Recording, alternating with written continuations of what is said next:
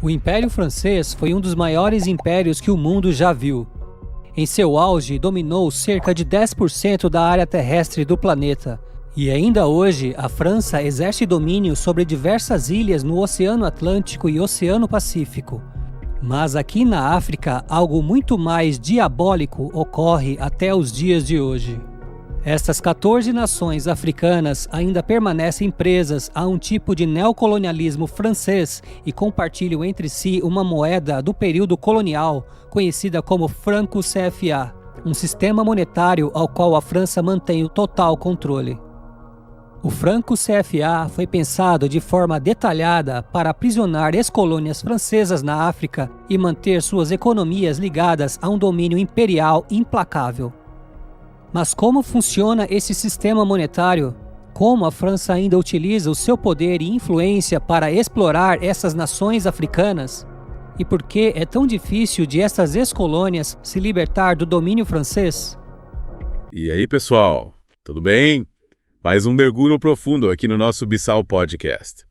Para quem está chegando agora, a gente adora desvendar os assuntos que movem a Guiné-Bissau, a África e o mundo lusófono, né? É isso aí. E hoje a gente vai focar na Guiné-Bissau, analisar um tema que está dando o que falar: os interesses da França na nossa terrinha. Pois é. A França está de olho na Guiné-Bissau e a gente precisa entender o porquê. Exatamente. Principalmente agora que estão buscando novos parceiros estratégicos na África, né? Isso mesmo. Então a pergunta de hoje é: será que a Guiné-Bissau está virando uma peça-chave na estratégia da França para manter a influência no continente africano? É uma pergunta que não quer calar. Preparem o cafezinho que a gente vai desvendar essa história. Bora lá. Para começar, acho que a gente precisa voltar um pouco no tempo, né? Verdade. Entender essa relação, digamos, complexa da França com suas ex-colônias na África. A tal da França Frique, né? É, a famosa França Frique. Por décadas, dominaram a economia e a política de vários países africanos. Senegal, Gabão, Níger. A lista é grande. Ah, mas parece que a maré tá começando a virar, hein? Ah, com certeza. A África está acordando, buscando mais independência. E a França tá sentindo essa pressão, né? Total. De vários lados. Vários lados. Movimentos por independência econômica, a galera querendo ter o controle dos seus próprios recursos. Faz todo sentido. A gente sempre fala aqui, a Guiné-Bissau e a África têm que ser donas do seu próprio destino. Sem dúvida. E tem mais, a França também está enfrentando a concorrência de outras potências globais. Tipo, China, Turquia, Rússia. que também estão de olho nas riquezas africanas. Exatamente. Só. Um verdadeiro cabo de guerra geopolítico. E para completar, ainda tem o sentimento anti-francês crescendo, né? É verdade. Muita gente cansada da interferência da França nos assuntos internos. É, muita gente. Imagina a pressão que a França está sentindo. É muita pressão. Nesse cenário todo, a nossa Guiné-Bissau entra em cena. Essa aí. Mas por que Guiné-Bissau? O que a gente tem de tão especial? A Guiné-Bissau, apesar de pequena, Pedro, tem um baita potencial estratégico. Sério? Principalmente por causa dos recursos naturais. Fosfato, pesca abundante e a possibilidade de grandes reservas de petróleo e gás. Caramba, parece que a gente está sentado em uma mina de ouro, hein? Mas como esses recursos atraem a França? Pensa comigo, a França está perdendo espaço em países como Mali e Níger. Ah, entendi. Onde a população está rejeitando a presença francesa, eles precisam de novos aliados, novos lugares para investir e garantir seus interesses. Não, a Guiné-Bissau seria tipo um plano B para a França. Em certo sentido, sim. Eles veem na Guiné-Bissau a chance de recuperar parte da influência que estão perdendo em outras partes da África. Interessante. E a localização da Guiné-Bissau com a nossa costa atlântica também é um fator estratégico importante, né? Verdade. Facilita o comércio marítimo do transporte de recursos. Parece que a Guiné-Bissau está no centro de um jogo geopolítico importante. É, Pedro. Mas, e aí? Como a França pretende exercer essa influência na Guiné-Bissau se a gente não foi colonizado por eles? Boa pergunta. Essa é a pergunta de ouro. É a pergunta que a gente vai tentar responder na próxima parte do nosso mergulho profundo. Fiquem ligados. Isso aí. E antes da gente continuar, queria lembrar a galera de se inscrever no canal do Bissau Podcast para não perder nenhuma novidade. Isso! A gente adora receber as mensagens de vocês. Mandem suas perguntas, comentem o que vocês acham desse papo sobre a França na Guiné-Bissau. É isso aí, a gente volta já já. Até já! Mas por trás desta benevolência francesa havia uma armadilha que iria perpetuar sobre elas o domínio imperialista francês. Neste jogo de interesses, seria impossível que os países africanos fossem beneficiados, pois o esquema foi pensado de forma detalhada para manter as ex-colônias reféns de um sistema neocolonialista parasitário que até aqui tem se mostrado muito lucrativo para a França. Como parte do acordo, os países do Franco CFA são obrigados a depositar 50% de suas reservas internacionais no Tesouro Nacional francês e mais 20% em passivos financeiros franceses. Apenas 30% de suas reservas permanecem em seus domínios. Ou seja, os países integrantes do sistema monetário Franco CFA só têm acesso a apenas 30% de seu próprio dinheiro. A exploração francesa sobre suas ex-colônias na África ficou ainda mais evidente com as declarações do ex-presidente da França, Jacques Chirac, que disse: "Temos que ser honestos e reconhecer que grande parte do dinheiro em nossos bancos vem justamente da exploração do continente africano." Outro ex-presidente da França, François Mitterrand, acrescentou: "Sem a África, a França não teria história no século XXI." O franco CFA é dividido em duas moedas intercambiáveis. O franco CFA ocidental, que é utilizado por 8 países: Benin, Burkina Faso, Guiné-Bissau, Costa do Marfim, Mali, Níger, Senegal e Togo.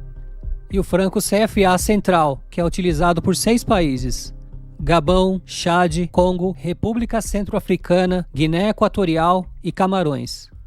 Apesar de serem moedas diferentes, possuem a mesma estrutura, o mesmo valor de câmbio e ambas são impressas e supervisionadas pelo Banco Nacional da França. Estamos de volta com a segunda parte do nosso mergulho. E aí, já pensou como a França, mesmo sem ter colonizado a Guiné-Bissau, está buscando aumentar sua influência por aqui? É verdade, a gente ficou de desvendar esse mistério.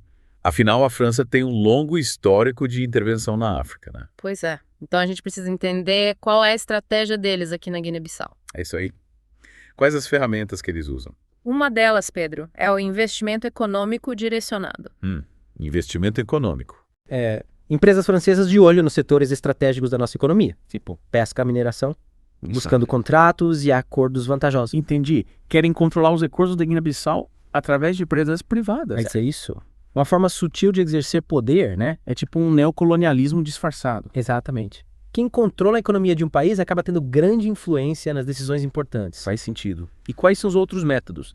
Além desses investimentos, o que mais a França está usando para influenciar a Guiné-Bissau? Tem o famoso soft power, né? Soft power. Influência através da cultura, da educação. A França investe pesado na promoção da língua francesa e da cultura, bolsas de estudo para guineenses em universidades francesas. É uma forma de criar laços, né? Moldar a mentalidade das futuras lideranças do país. Exatamente. Quem se identifica com a cultura francesa tende a ser mais receptivo aos interesses deles? Verdade. Estratégia de longo prazo, mas que pode trazer bons resultados para a França.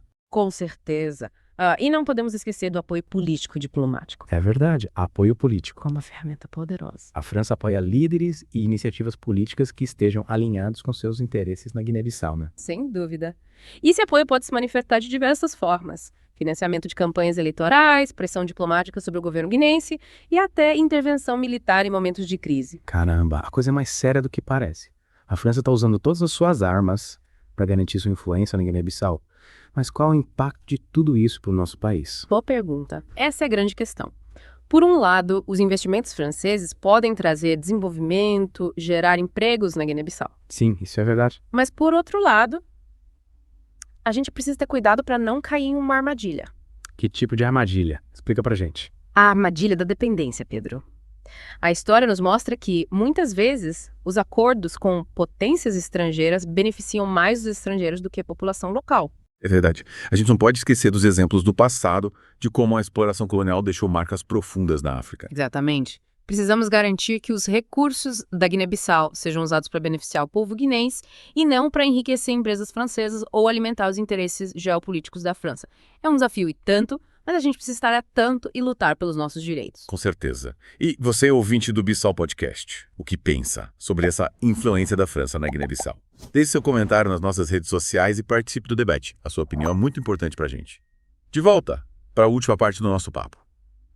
A galera tá ligada nos desafios que a gente enfrenta como nação. A gente estava falando sobre a necessidade da Guiné-Bissau se proteger, né? Mas como fazer isso na prática? É a pergunta que não quer calar, né? Como a Guiné-Bissau pode se posicionar nesse jogo geopolítico de forma estratégica, garantindo nossos interesses, se desenvolvendo de forma sustentável. É um desafio, né? Total. A gente precisa ser esperto para negociar com potências como a França, sem cair em armadilhas. Acordos justos, transparentes, que garantam retorno para Guiné-Bissau. Então, nossas riquezas são levadas para outros países. Concordo. Mas e na prática? Uhum. O que a gente pode fazer para garantir que isso aconteça? Primeiro lugar, Pedro, fortalecer nossas instituições. Fortalecer. Combater a corrupção. Um governo transparente e eficiente é fundamental para negociar de igual para igual. Verdade. A gente precisa ter líderes comprometidos com o desenvolvimento da Guiné-Bissau. É isso aí. Comprometidos com a nossa gente, não com seus próprios interesses. Outro ponto crucial é investir na educação. Educação. Na formação profissional da nossa população. Só com gente qualificada, a gente consegue aproveitar as oportunidades e gerenciar os recursos de forma inteligente. É isso aí. Conhecimento é a chave. Para construir um futuro melhor. Capacitar os guineenses. Para serem os protagonistas do desenvolvimento do nosso país. E não podemos esquecer da diversificação dos nossos parceiros econômicos. Ah, é verdade. Não podemos depender só da França. Buscar parcerias com outros países africanos, com países emergentes, com quem estiver disposto a cooperar com a gente em bases justas. É isso aí. A Guiné-Bissau tem um potencial enorme. Gigantesco. E a gente precisa usar a inteligência, a diplomacia. Para garantir um futuro próspero para o nosso povo. É isso que a gente quer. A gente precisa debater esses temas, trocar ideias, buscar soluções juntos. E é para isso que o Bissau Podcast está aqui, né? Exatamente. Para promover o diálogo, a reflexão sobre os assuntos que impactam a vida dos guineenses. Continue ligado na gente. Compartilhe esse episódio. Vamos juntos construir uma Guiné-Bissau mais forte e independente. Valeu pela audiência e até a próxima.